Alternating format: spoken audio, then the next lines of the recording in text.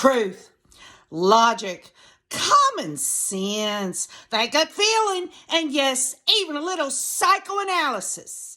As we are once again together, you and I, to discuss Chad and Lori Daybell.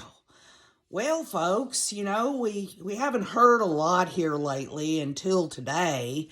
I posted on the community wall an article from East Idaho News.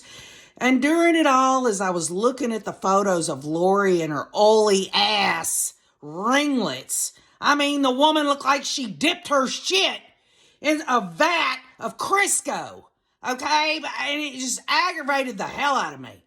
But something was very, very pleasurable for OKJ. And that was when they showed the video on East Idaho News coming out of the courthouse. Lori first, ducking into the car, and then Chad, but you heard the clatter of the chains around their ankles, those shanks, those whatever they were, those shackles. Oh, it was so beautiful. The sound just kind of made OKJ have a little itch up her dang spine, you know what I mean? But anyway, I wanted to get with y'all this evening because, during all of this, when I first opened this channel, I really was looking to see this adjudication process through. It was going to be a learning experience for me, and we were all going to work together to get justice through understanding, whatever that means to you. And then I had no idea that we would get to the point where we're hearing about this process after the fact. In other words, this has to do with no cameras in the courthouse. I was hoping we'd at least get some audio, but we didn't even get that today. The judicial system here in America, it's just become so damn sensationalized and so damn wide open to whatever, whether it's social media, whether it's clickbait, whatever it is. And it just really bothers me that I'm not going to be able to see this step by step. There's a petition that's being supported by Krisha K. Easton and Difficult Research to ask Judge Boyce to allow cameras in the courthouse during the trial in April. I don't know that that's going to happen. It's highly unlikely. I know none of y'all want to hear that. But again, this goes back to me wanting to go through this whole process. And I've learned so much in 2 years. Y'all know I've worked really hard on researching and analyzing, giving theory and hypotheses. And of course, you have shared your perspective and information with me. You have educated me. So I've learned so much. And it just bothers me, really, ultimately. It bothers me that, we're not really going to get to see this. And, the bottom line is we all want justice for the victims and their families. That's what we want. And I know what Krisha, Larry, and Kay Woodcock have stated about how they want to see cameras in the courthouse. It's just, to me, very, very sad that this is how it's come down to all this. But, we've got to take whatever we can get, when we can get it, and piece it all together to fill out that whole mosaic.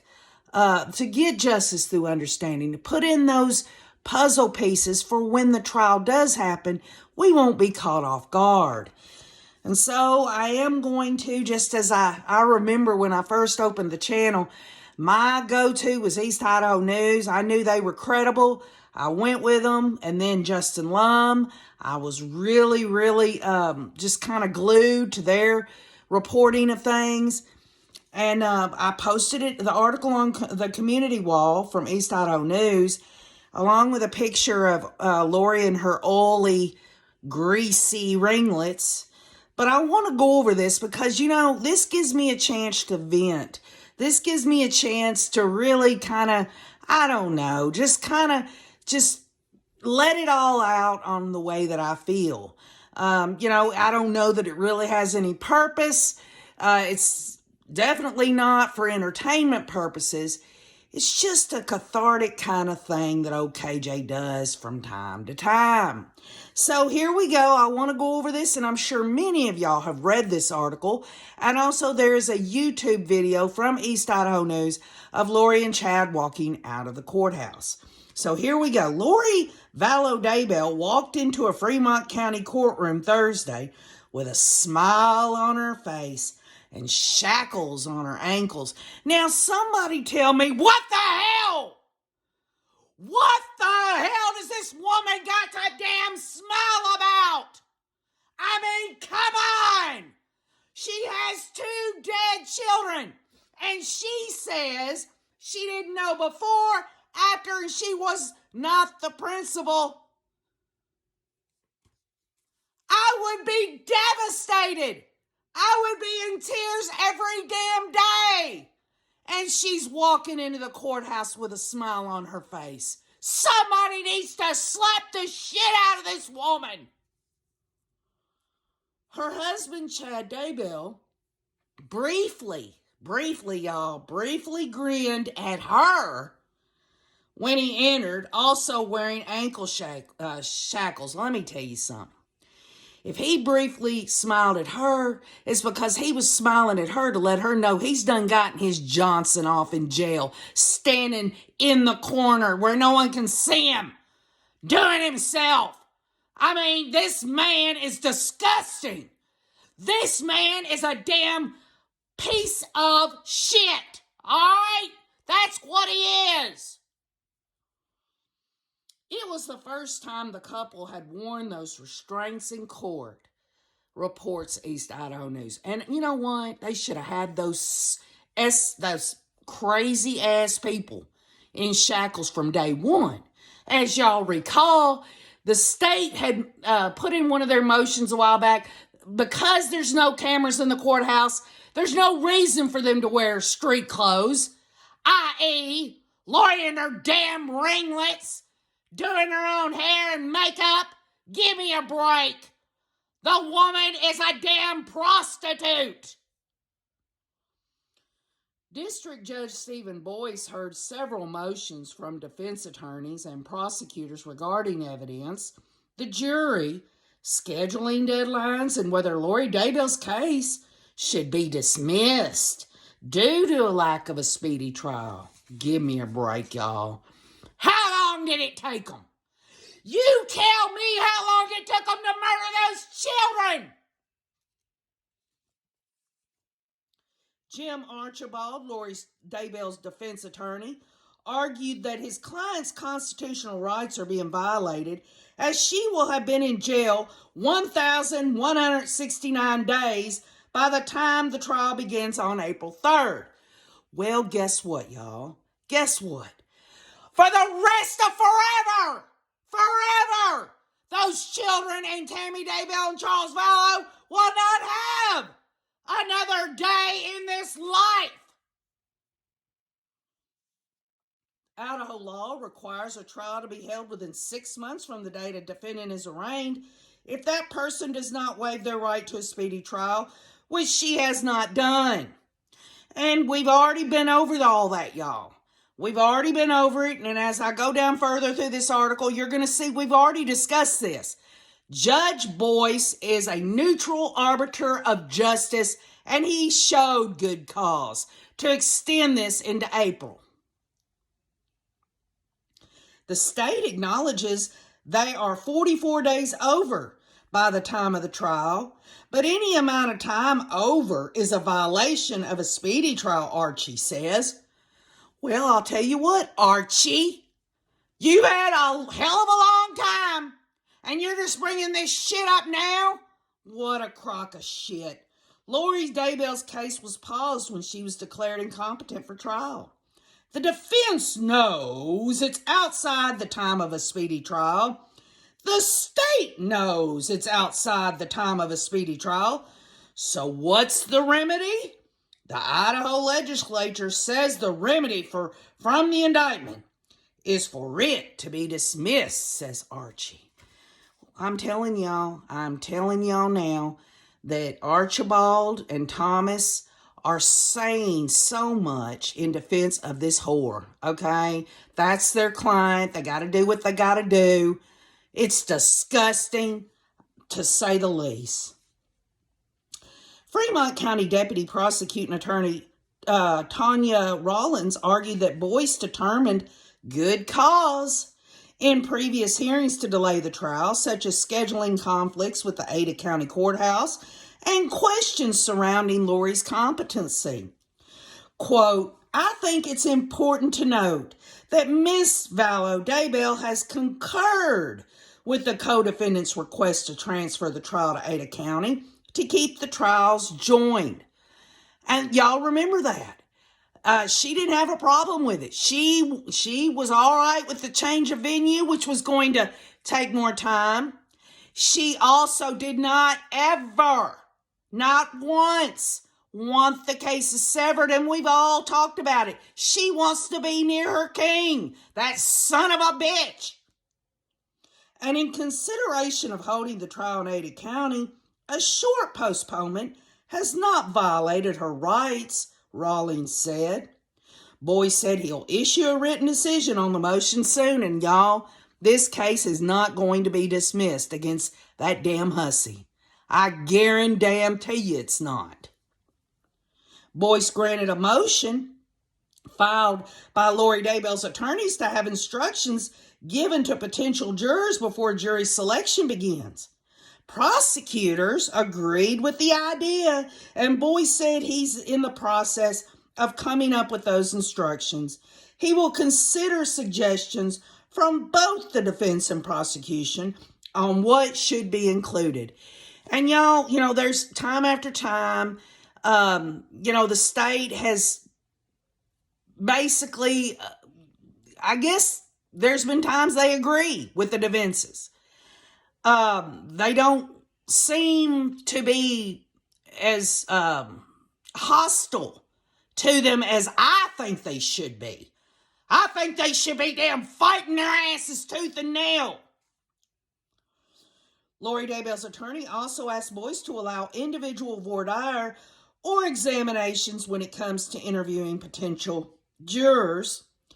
This would be for sensitive matters, such as questions about punishment, mental health, domestic violence, or religion. Now, let's stop there for a minute. What the hell? Why would Lori's attorney be asking an individual person about domestic violence? Surely Lori's not going to say that she had domestic violence on her from Charles or Chad or anybody. She was the damn perpetrator. She was the one that freaking twisted their lives to pieces. Verbal abuse, spousal abuse, that's what Lori did. Religion is going to come out a lot in this trial, and a lot of these allegations are about the LDS religion. We believe it's information we need, and I couldn't agree more on that, because it has to be included. I've told y'all before, if it's in the indictment that they endorsed and espoused religious beliefs for the purpose of murder, then the state has to show evidence of this. They can't work around it. It's in your face in the indictment. And it is important per se, but then you've got this response. Prosecutors did not object to individual voir dire, but took issue with jurors being asked about their religious beliefs. Okay, now, again, the state has put it in the indictment. They bring up the word religion, beliefs, and all that. That's not what the state is trying to object about. They're just saying that a potential juror, it's irrelevant. And if you look at it from, a governmental standpoint in terms of law and all of that, you cannot discriminate against people for religious reasons. Okay, you just can't. It would not be right. It would be wrong to ask those questions about somebody's religious belief and then say, yeah, we want you on the jury because you're LDS. Or, yeah, we want you on the jury because you're not LDS. And so forth and so forth. The state will be objecting to any questions about the potential jurors' religious beliefs or what congregations they attend. Madison County Prosecuting Attorney Rob Wood said, "We don't believe that's appropriate or relevant." And I tell y'all, as I sit here looking at you, there is no way that any voir dire question can be crafted in such a way that it is obvious that they're trying to get to somebody's religious beliefs. It just would not float. I just don't see it happening. What do you think? Put it in the comments. Boyce granted the motion, but said small groups will mainly be used when it comes to examining jury members, and if needed, potential jurors could be questioned privately. So the question really was individual voir dire. In other words, the state or the defense could take one person of the pool of people and say, come on, we're going to go in here and I'm going to ask you some questions. That's all fine and good if both sides are there. But to say that the defense would take someone off into a room privately and the state wouldn't know what they were asking, or give the state a chance to ask something individually to somebody, that would not be right. That would not be fair. The original deadline for the defense and prosecution to submit evidence and witness lists to each other was February the 27th, y'all. That was the deadline. But John Pryor, Chad Daybell's attorney, said he needs more time. The concern is that from December 25th until the present time, and this is after John Pryor's been in the back room flipping up that flask full of whiskey, that damn Gin Blossom son of a gun, I was given 5 additional items of discovery. I need additional time for my experts to review it. And folks, why in the hell is the state doing this? Why can't they just give them everything they say they're supposed to give them and be done with it? Instead of allowing John Pryor to have this issue, which, by the way, is an issue. Pryor noted he and the prosecution are waiting on one piece of DNA evidence, and once it's back, his expert will need 60 days to analyze it. That won't be enough time ahead of the trial. He also mentioned 1,100 pages of documents that were given to him on Thursday, y'all. What the hell's going on with the state? I mean, come on. This can't be about the state just wanting to drag their feet so that they can, basically make it harder on the defense, could it? I mean, isn't the state just as concerned about a fair trial as anyone else? It just doesn't sit right with me what the state's been doing all this time. And y'all know where I stand. Y'all know I want to see Chad and Lori's ass nailed to the wall. And I am confident that Judge Boyce will be a neutral arbiter of justice. I'm just getting a little shaky about the state because this shit's been going on for some time. The GPS evidence is significant, and this is John Pryor talking about GPS evidence he recently received. I mean, how long has the state had that GPS evidence? Are we talking about the evidence of Alex and out at Chad's? Is this the GPS evidence they're talking about, or is this more evidence that we don't know what it is? That GPS evidence is significant, and it has taken a significant amount of time for my expert to evaluate that.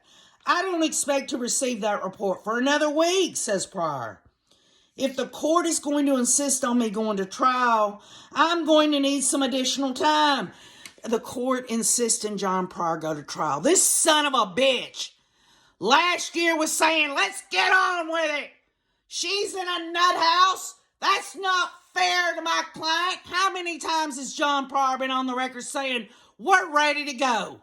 We're ready to go. And by the way, how many times has the state said they're ready to go, and also both of them, defense and prosecution, talking about we need more time. Let's push this off till later in the year. Prosecutors suggested pushing back the deadline 2 weeks, and Boyce set the new date for all evidence and witnesses to be submitted as of March 13th. Now, what we're talking about, we're not talking about push back the trial. We're talking about the deadlines that are listed on those pretrial documents showing where everything's got to happen. If you got a mental health defense, you got to let us know at this amount of time. If you got expert witnesses, you got to let them know, and so forth and so forth. A motion to sever the cases from each other filed by Pryor was postponed until the next court hearing scheduled for February 23rd. Okay, so there's another one coming up. So another where the judge is going to hear this motion to sever. I don't think it's going to happen, but it all depends on his written order on whether Lori and her case is going to be dismissed.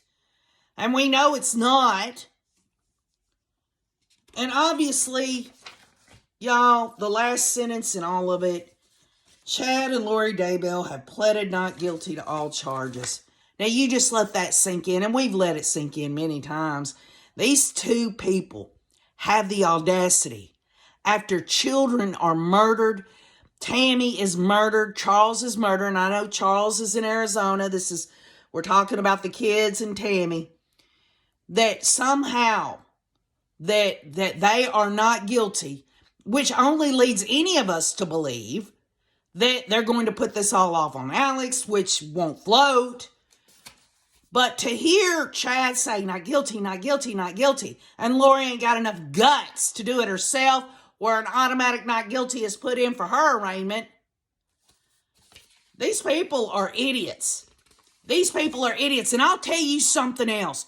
It absolutely pisses me off that Lori gets to damn do her hair even though it looked like shit today. She looked like shit today. Chad, he's a damn nasty, nasty man. They're disgusting. And you know what? We were all like, last time they were in the courthouse, Chad didn't even look at her, but he wants to grin at her today. I guarantee your ass. He's sending her signals.